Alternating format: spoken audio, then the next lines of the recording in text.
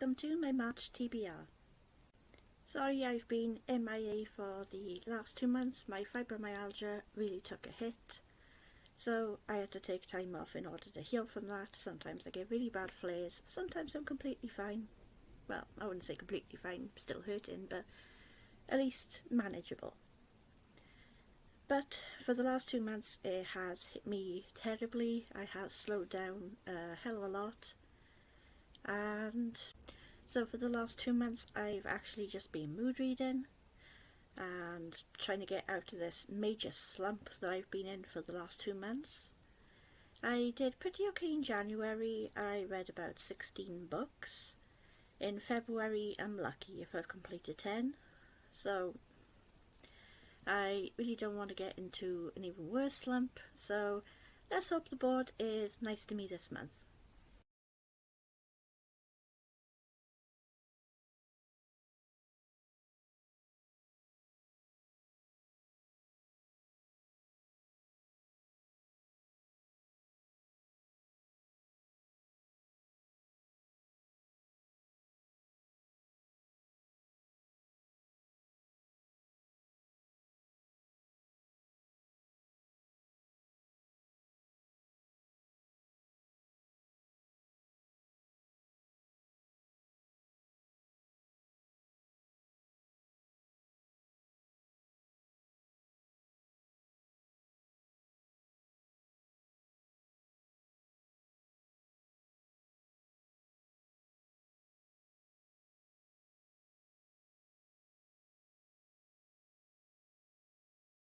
So, for 2-word title, I have picked out Impossible Creatures by Catherine Rundell.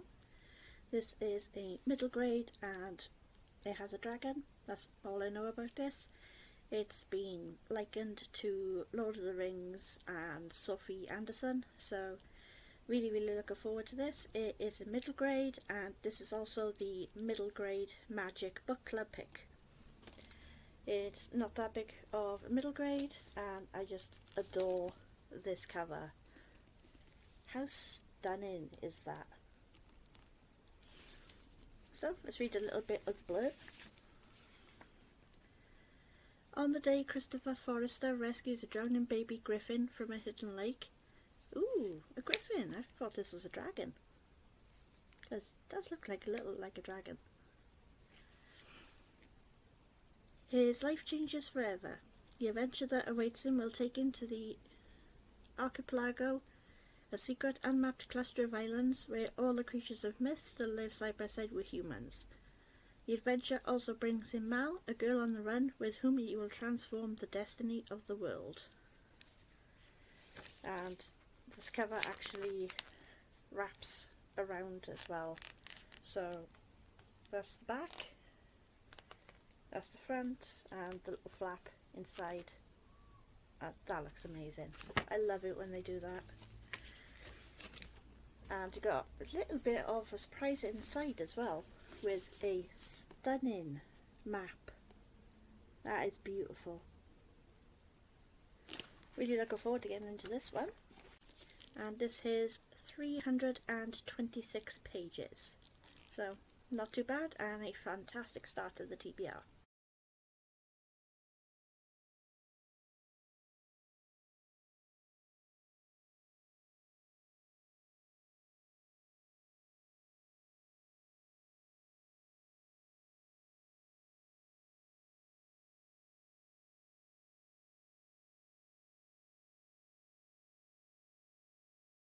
Then we got a second hand, so for this I've picked up a book that I managed to get from the library, and this is The Ribbon Weaver by Rosie Goodwin. Rosie Goodwin is absolutely one of my all-time favourite authors of all time.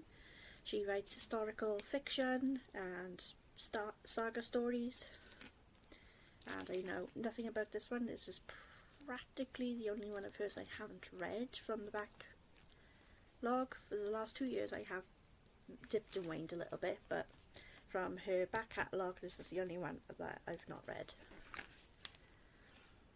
One winter's night, Molly Earnshaw rescues a newborn baby from the snow and changes 2 families forever. The tiny girl grows into a beautiful and gifted young woman. Although devoted to Molly, whom she believes is her grandmother, Amy has far-reaching ambitions. Encouraged by her neighbour son Toby, she longs to move beyond ribbon weaving to designing the hats and clothes the ribbons adorn. Her talent is recognised by Samuel Forrester, the influential owner of famous hat factories and shops. But Samuel is a haunted man with secrets in his past that torture him and his family.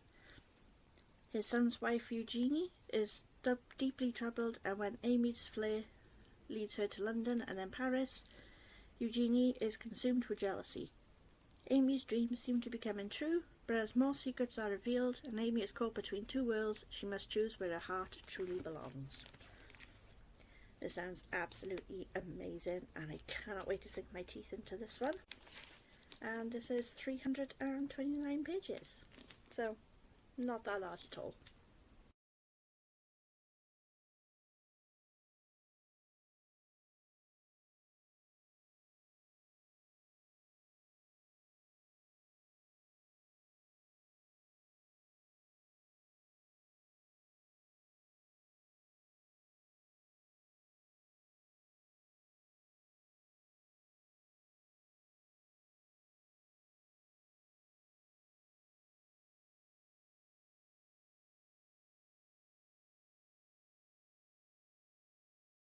Then for one word title, I've picked a bit of a booktube favourite as of lately, and that is Flawless by Elsie Silver. The rules were simple: keep my hands off his daughter, but now I'm stuck with her. There's only one bed, and well, rules are made to be broken. I'm the golden boy of professional bull riding, or at least I was until it all blew up in my face. Now my agent says I have to clean up my image, so I'm stuck with his ball-busting daughter for the rest of the season as my full-time supervision. But I don't need a goddamn babysitter, especially one with skin-tight jeans, a sexy smirk, and a mouth she can't stop running. A mouth I can't stop thinking about. She says this means nothing. I say this means everything. She says there are boundaries we shouldn't cross, that my reputation can't take any more hits, and neither can her damaged heart. I say I'm gonna steal it anyway. This sounds absolutely amazing. I'm not usually a big fan of cowboy romance, but I've been told that I should really love this because it's been likened to people like Lucy Score, who I absolutely adore. So I'm going to give this a bash. I already have purchased the entire series because if I do manage to get into this, I'm going to want to binge them. And this is 397 pages.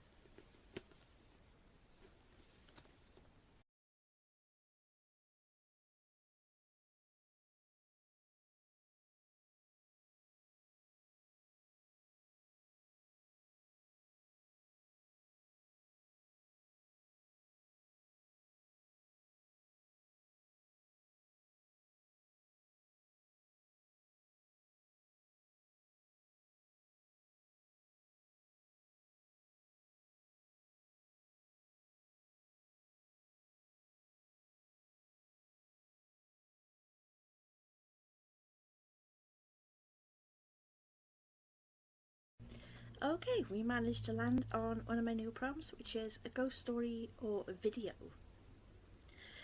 What this means is I can take a little bit of a break and watch some paranormal videos on YouTube if I so desire, and that will count as that prompt.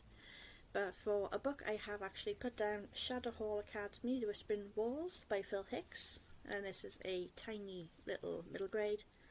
And this is from the same author that done the Haunting of Evelyn Jones series, which I absolutely love. And I believe this is actually less than 250 pages.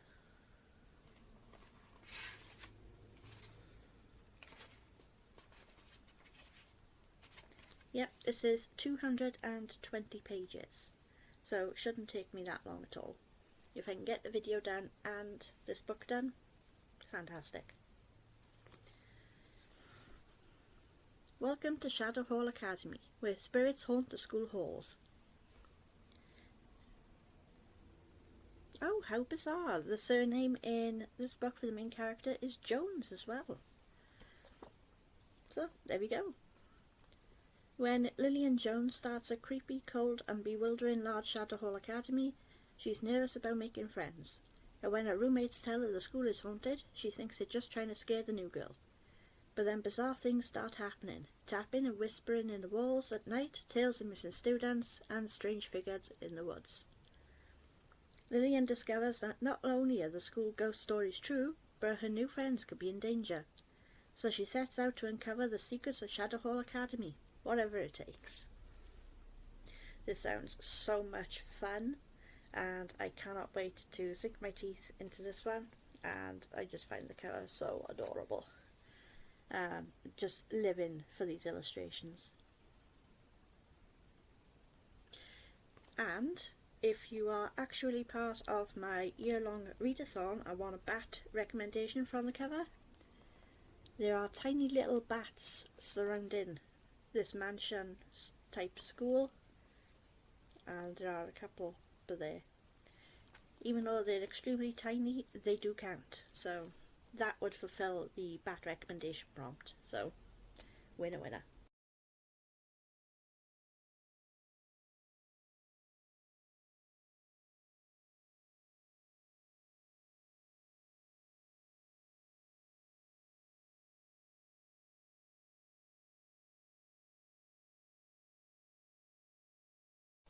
Then we managed to land on romance, so I've picked up Still Beating by Jennifer Hartman.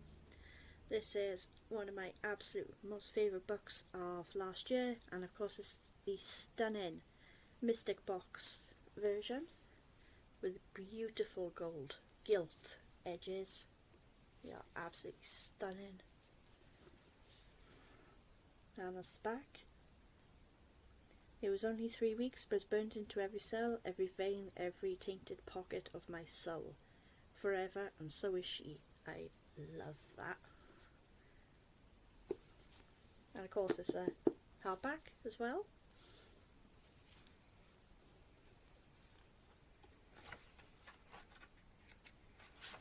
And it is hand signed as well. Stunning signing page. This is 302 pages long, and I just love the start of chapters because you get a black page with the white text, and then it carries on to the white, and then we have part pages as well, and it's just a stunning version. So happy I managed to get my hands on a copy of this. Okay, so this is about Cora and her sister's fiance Dean. Cora attends her sister's birthday party and has her wallet stolen, so she calls her sister's fiance and her future brother-in-law in order to give her a lift back. They have a major hate relationship. They don't despise each other, but they take the mick out of each other, and there's constant banter between them. They're not particularly close, they just love to wind each other up, so this is an enemies to lovers romance. And yeah, she calls him for a lift in the party in order to get her home, but they both end up getting kidnapped, and they end up tied up in some guy's basement for 3 weeks, and it's all about the harrowing stuff that they had to go through together. There's a major list of trigger warnings for this book, so please bear in mind with that going in. It's an extremely dark book, and I do not say that lightly. It has triggers coming out the wazoo. I'm just going to say that. But yeah, just bearing in mind with that before picking this book up, it is not to be taken lightly and is extremely, extremely dark. But I fell in love with this with my whole heart and been wanting to do a reread since. So we are adding Still Beating by Jennifer Hartman.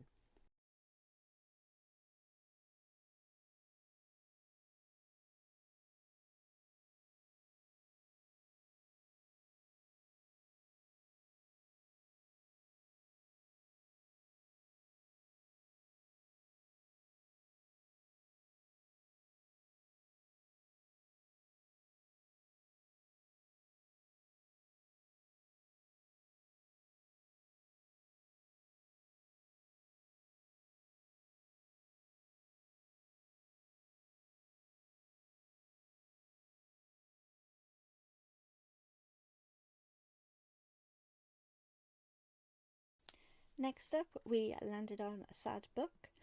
So this one has been doing the rounds in the YouTube channels and the Discords, and I completely blame Steph from Steph Loves for this one, but I'm going to be picking up Binding 13 by Chloe Walsh. Look at the size of her. She is a chonker. No romance deserves to be this long.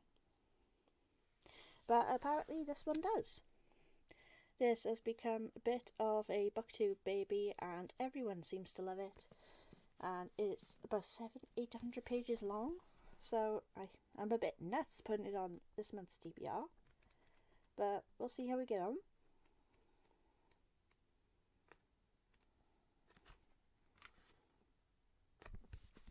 It's 789 pages.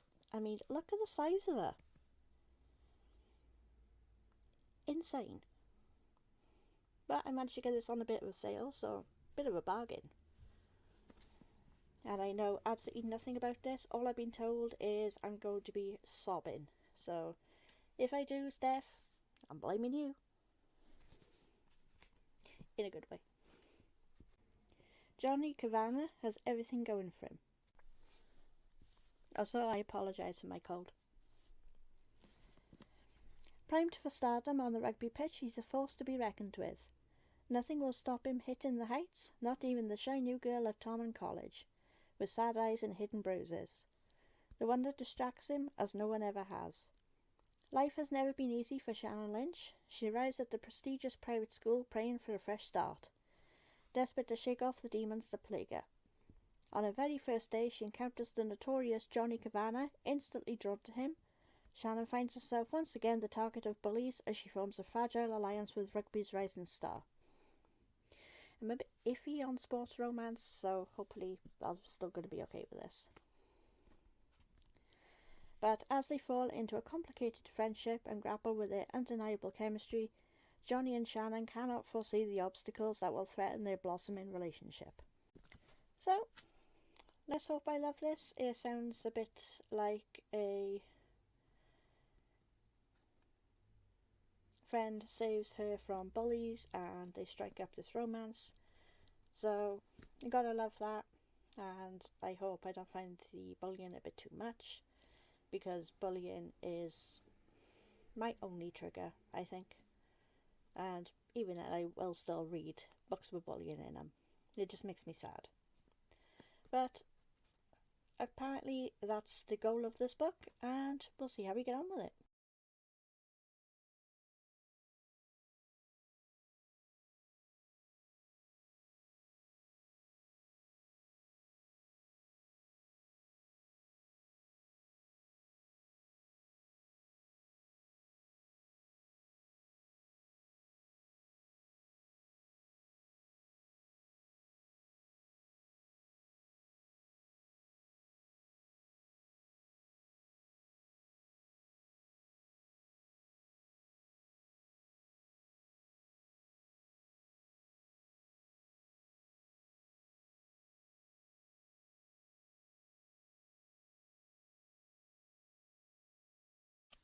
Then we managed to actually land on Sad Book again. Who saw that coming? So I managed to pick up The Sad Ghost Club by Liz Meddins. This is a really cute graphic novel, but it says The Sad Ghost Club, so I got a feeling that it is going to make me a little sad. Might not make me cry, but it might make me sad. And I just love the artwork in here. It is so adorable.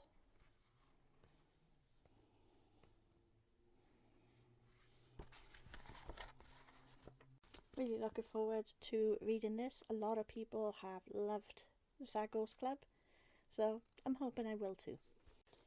All I know about this is the fact that it has a mental health rep and depression, anxiety, and it's all about a lonely ghost and hoping that he makes friends.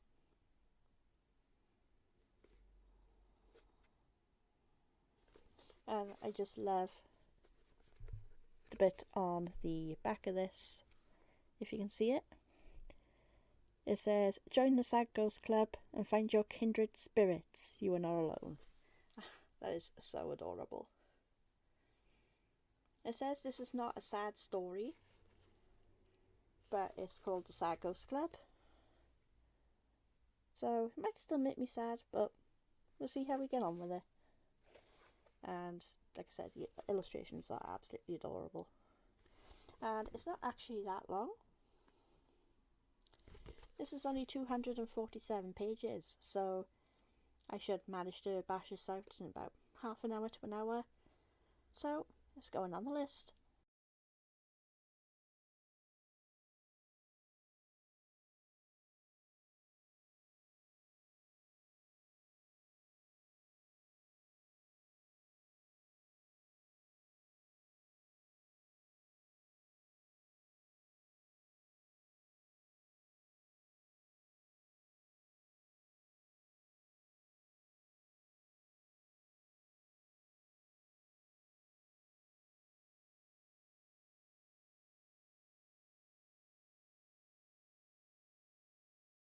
Then we managed to land on a second chance, and for this I've chosen Alex Neptune, Dragon Thief, and I just love the cover on this. I did try reading it before, but couldn't quite wrap my head around it at the time. I don't think I was quite in the middle grade mood, so that's a me problem, not the book problem, hopefully. And these are the gorgeous Waterstones sprayed edges and stenciled. Love the fact that they've done the tentacles on the side. That's awesome. And this is mostly text with very few illustrations, but of course they do have the illustrations on the chapter headings.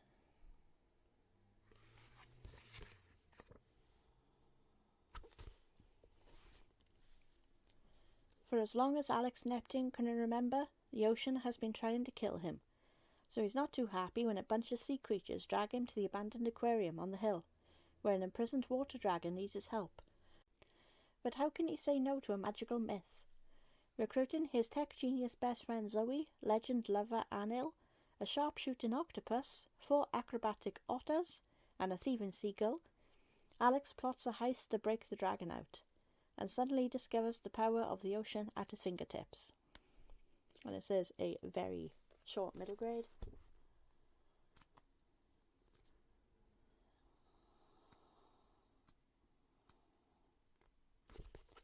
And this is 247 pages, so shouldn't take me that long at all in order to bash that out.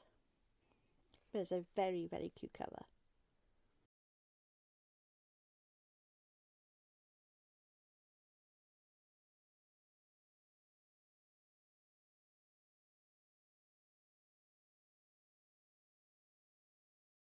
Then we landed on mixed reviews. After scouring my library, I managed to find one I wanted to pick up, and that is Perfect Denial by Ali Vance. An extremely tiny novella. I mean, look how small that is.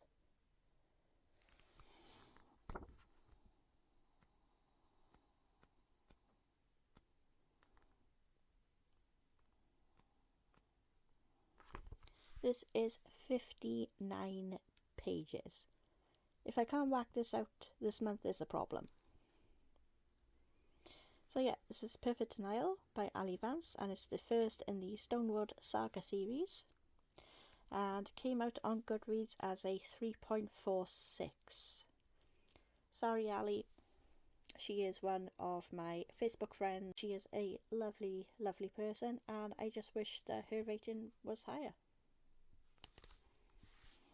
I have actually read this before, but I can't remember the details enough to go on to the second book, so I'm doing a reread of the first one just in case, just to give myself a little bit of a refresher. I'm trapped within a lie. It preserves the perfect facade we show to the world and masks the corruption in my family. It lives under our roof, flows through my blood. I want to escape from the lies, the fear and terror in my home. I'm going to leave it all behind and flee from the cravings of a man who shouldn't want me. They say the truth sets you free, but my silence will save me first. That's literally all I know about this.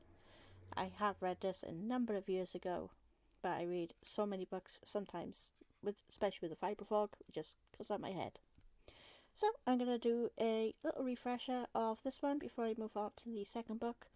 Maybe this month, maybe next month, who knows. But yeah, tiny little novella, barely 60 pages, so winner.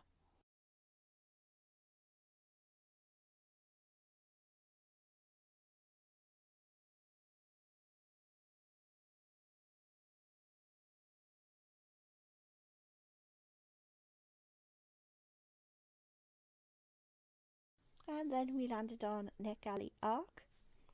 So for this I'm going with Dilly Court's The Lucky Penny.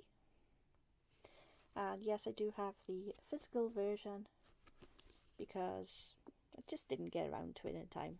No reason, just didn't have time, especially with my fibro fog and my fibromyalgia flare-ups. It just happened. But this is a historical fiction. Clinging tightly to the penny in her palm, Flora's fortune is about to change. Flora is forever grateful for the day the Stewart family rescued her from a life of poverty on London streets. Adopted as one of their own, she shed her rags and was finally given a place to call home. When a twist of fate calls her back to the cobbles, Flora's new life is torn apart. Flora must make her own way if she is ever to find where she truly belongs. And that's all I know about it. And the fact that this is practically 500 pages. It's 467 pages, but I do know that I do love Dilly Court's writing. I've read about 3 or 4 books of hers at the moment, and own practically her entire back catalogue, so it's about time that I start going through these and making sure that I want to keep them. So, and this gets one off of my Neck Alley list of ones to be done, so fantastic.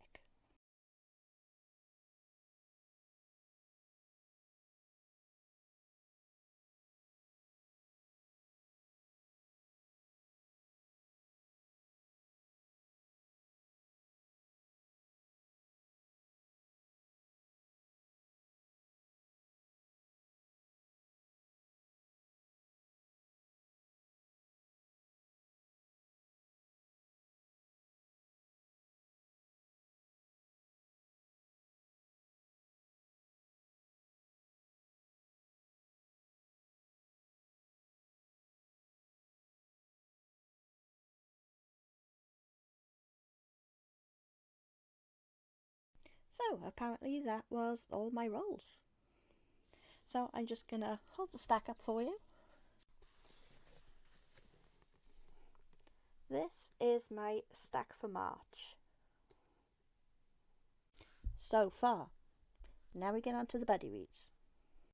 So for mine and Robbie's buddy read, I'm going to be picking up Legend by Marie Lu. And all I know about this is a sci-fi dystopian, and this is the 10th anniversary edition, and it's absolutely beautiful.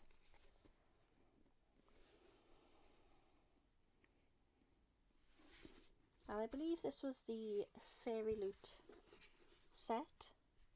And it's a set of 4 books, that's the end papers, and the beautiful stenciling and sprayed edges. Yeah, this was Fairy Loot, and is of course signed as well. So, what was once the Western United States is now home to the Republic, a nation perpetually at war with its neighbours. Born into an elite family in one of the Republic's wealthiest districts, 15-year-old June is a prodigy being groomed for success in the Republic's highest military circles. Born into the slums, 15-year-old Day is the country's most wanted criminal, but his motives may not be as malicious as they seem.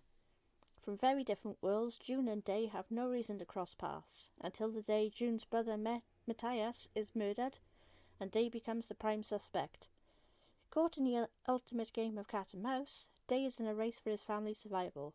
While June seeks to avenge Matthias's death, but in a shocking turn of events, the two uncover the truth of what has really brought them together, and the sinister lengths their country will go to keep its secrets. So this is a YA, sci-fi, dystopian, romance, and I am absolutely in love with this cover and the set looks beautiful together, and they all have different parts of the logo of Legend, and when they're all together they make that entire symbol on the spines and they just look stunning. So I really, really, really hope that I love this quartet. So, adding that to the TBR too.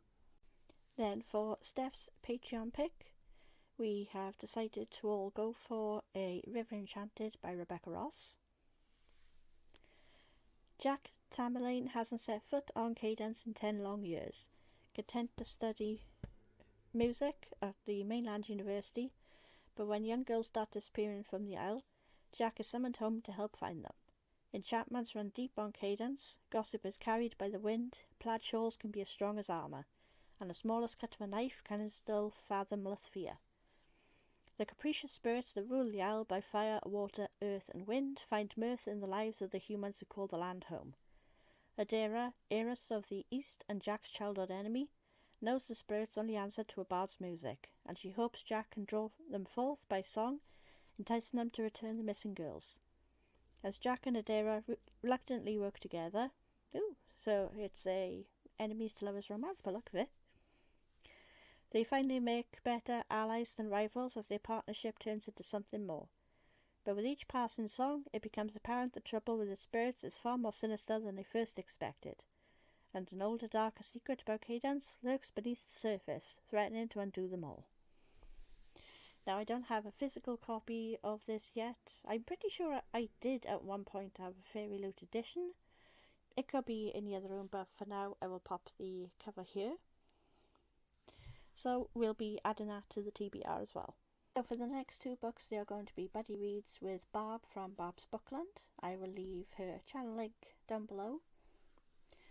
She happened to mention a bunch of books that she got from the library in Discord the other day, and I happen to own two of them, so we're going to be reading those in March as well. First off is The Trap by Catherine Ryan Howard. To catch a killer should become a victim.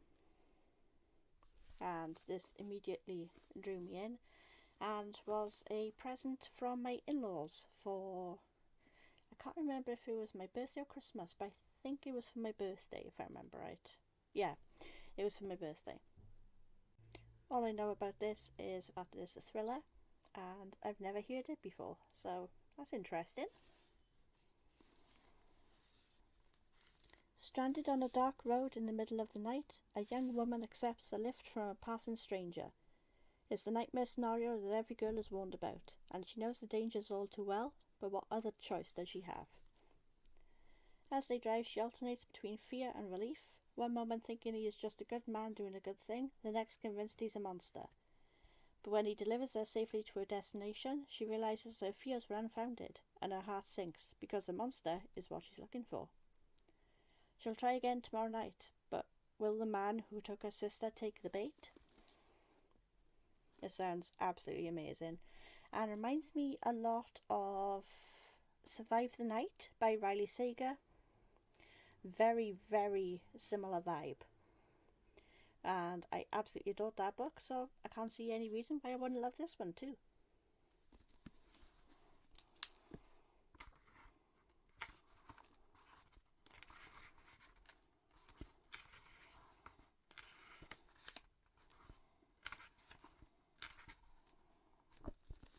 And this is 303 pages, so not that big at all.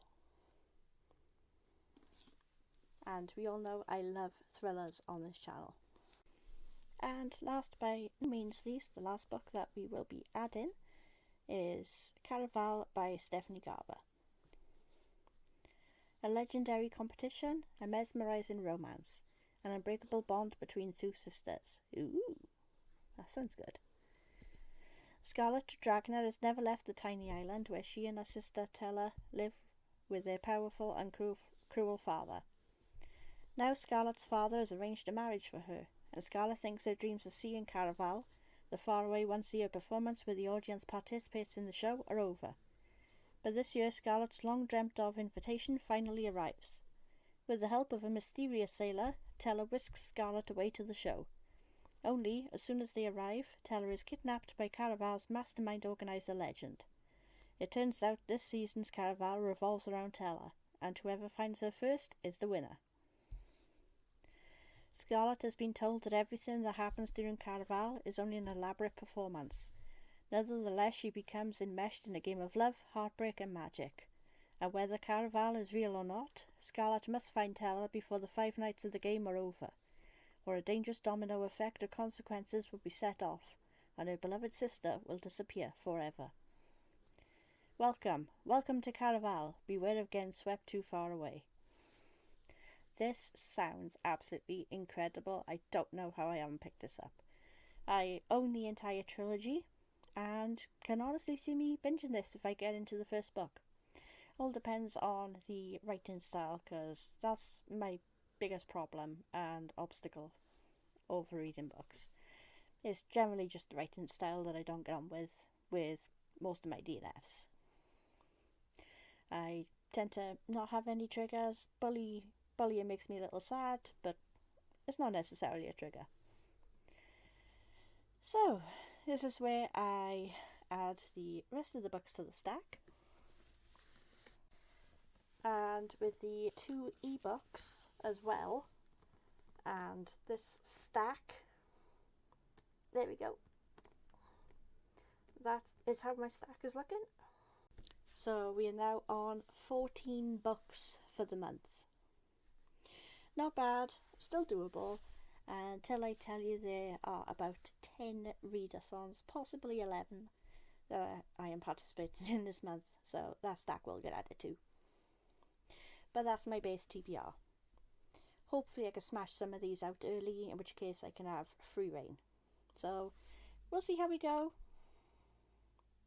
I'm quietly confident that I can get through most, if not all of these, and whatever I don't read will get rolled on into the next month. And if I don't read it for 3 months, I have to unhaul it. That is the new rule. It is either read and shelve or unhaul. That's it. That's all I can say. All the books that get chosen on this channel will get read this year. If they don't get read, there you go. Simple as that. So, if you've liked this video, please like and subscribe. Chat to me down below. How is your March TBR looking? Are you excited? Has your game been nice to you, or do you mood read? Let me know, and I will see you in the next video. Bye.